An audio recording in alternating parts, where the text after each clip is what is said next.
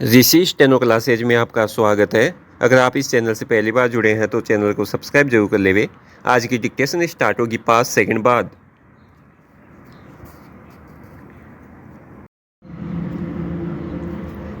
देश में कोरोना संक्रमण के सामान्य मामलों में उल्लेखनीय कमी आई है। हालांकि सक्रिय मामलों का आंकड़ा अब भी 80,000 के करीब बना हुआ है। इसलिए यह तो नहीं माना जा सकता कि हमें कोरोना से मुक्ति मिल गई है, बल्कि अब तो विषाणु के एक और नए रूप ओमिक्रॉन के बढ़ते मामलों ने एक बार नींद उड़ा दी है। ओमिक्रॉन के रोजाना बढ़ते मामले उन दिनों की याद ताज़ा कर रहे हैं जब पिछले साल देश में इसी तरह कोरोना संक्रमण के मामले बढ़ने लगे थे। ज़्यादा चिंता की बात इसलिए भी है कि विषाणु का यह नया रूप कोरोना के पिछले रूपों के मुकाबले ज़्यादा तेज़ी से फैलने वाला बताया जा रहा है। महामारी विशेषज्ञों का कहना है कि यह डेल्टा जैसे रूप की तुलना में 3 से 5 गुना ज़्यादा तेज़ी से फैलने वाला विषाणु है। जाहिर है जैसे जैसे इसका दायरा बढ़ेगा संक्रमितों की संख्या भी तेज़ी से बढ़ेगी। यह आशंका तो व्यक्त की ही जा रही है कि जनवरी के मध्य तक ओमिक्रॉन के करीब 1.5 लाख मामले रोजाना आ सकते हैं। बताया जा रहा है कि अगर जरा भी ढिलाई या लापरवाही बरती तो यह विषाणु कहर बरपाने में देर नहीं लगाने वाला। पैरा ओमिक्रॉन चिंता का कारण इसलिए भी बन गया है कि अब तक इसके ज़्यादातर मामले महाराष्ट्र और दिल्ली में मिले हैं। हालांकि कर्नाटक, तेलंगाना और गुजरात में भी मामले कम नहीं है। जिन राज्यों में अभी यह आंकड़ा 20 से कम है, उन्हें भी इसे मामूली मानकर नहीं चलना चाहिए।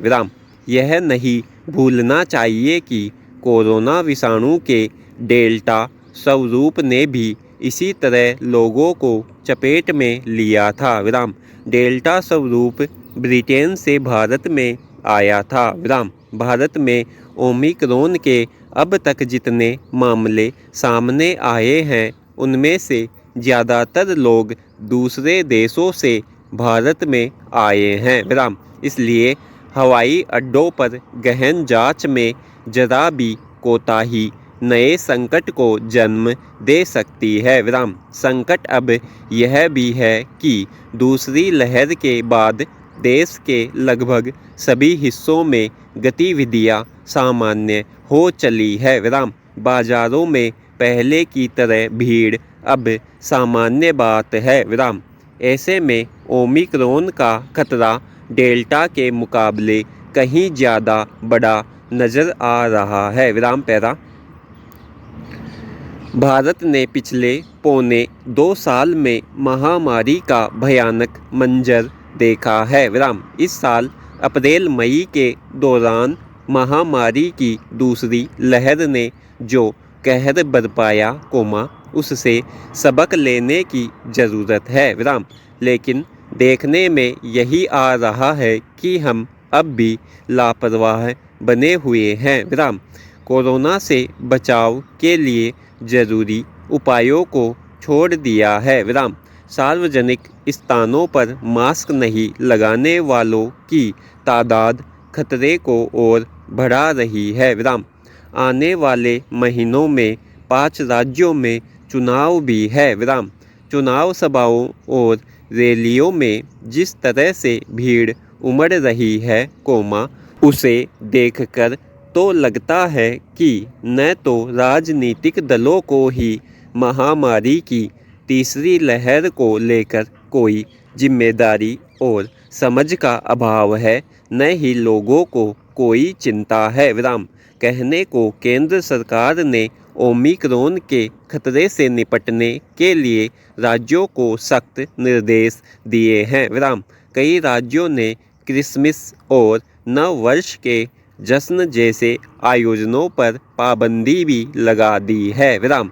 लेकिन अब तक का अनुभव यही बताता है कि लोग लापरवाही बरतने से बाज नहीं आते। विराम। ओमिक्रॉन से बचाव के लिए जनसामान्य को अपनी जिम्मेदारी समझनी होगी। विराम पैरा। मादक पदार्थों की तस्करी और सेवन को लेकर पंजाब पिछले कई सालों से लगातार चर्चा में रहा है। विराम। इसके चलते हजारों लोगों की जिंदगी बर्बाद हो गई और बहुत सारे युवा असमय काल के गाल में समा गए। विराम। नशे के कारोबार पर शिकंजा कसने की मांग वहाँ लंबे समय से होती रही है, मगर सत्तारूढ़ दलों में इच्छा शक्ति की कमी और प्रशासन के पक्षपातपूर्ण या ढीले ढाले रवैये की वजह से इस दिशा में कोई भरोसेमंद पहल नहीं हो पाई। विराम।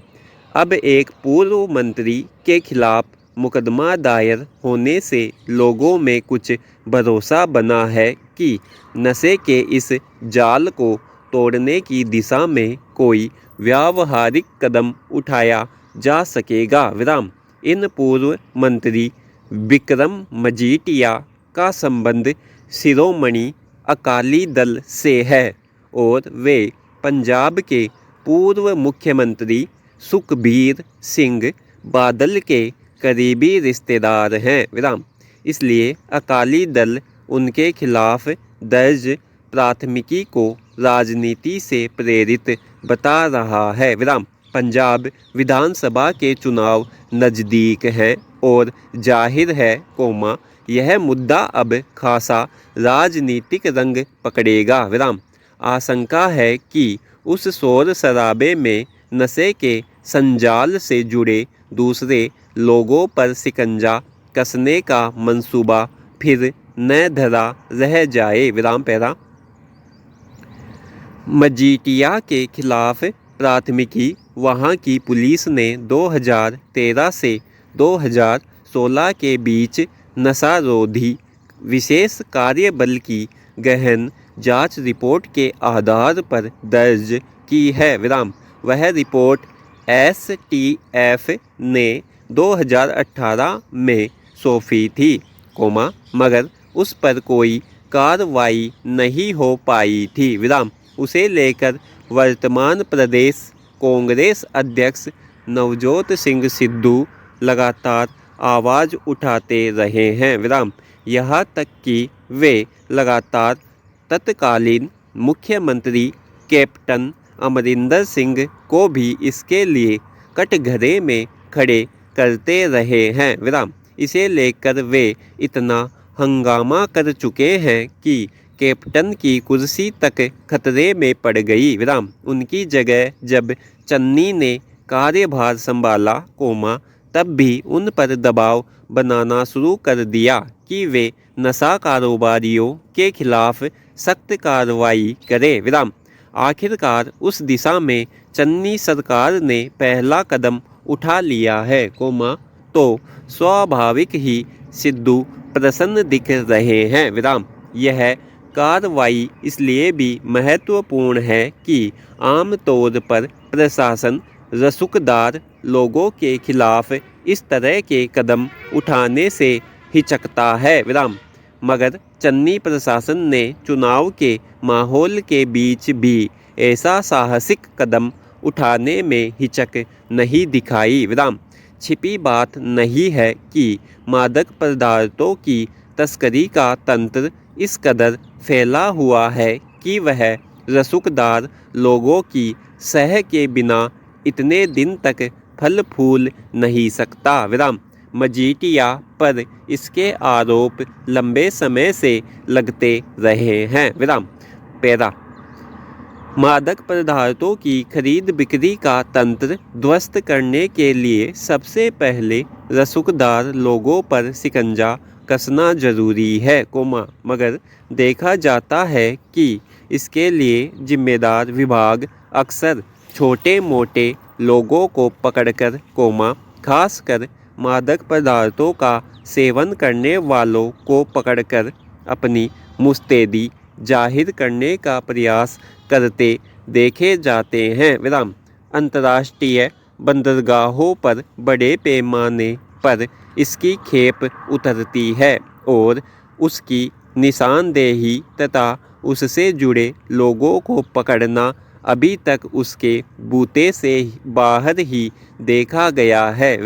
ऐसे में अगर मजीठिया जैसे लोगों को पकड़ा जाता है और उनके जरिए पूरे जाल को तोड़ने का गंभीरता से प्रयास किया जाता है, तो यह निस्संदेह प्रशासन का सराहनीय काम कहा जाएगा। मगर चूँकि यह मामला राजनीतिक रंग लेता जा रहा है, इसलिए इसके कितने संतोषजनक नतीजे निकलेंगे, देखने की बात होगी। समाप्त।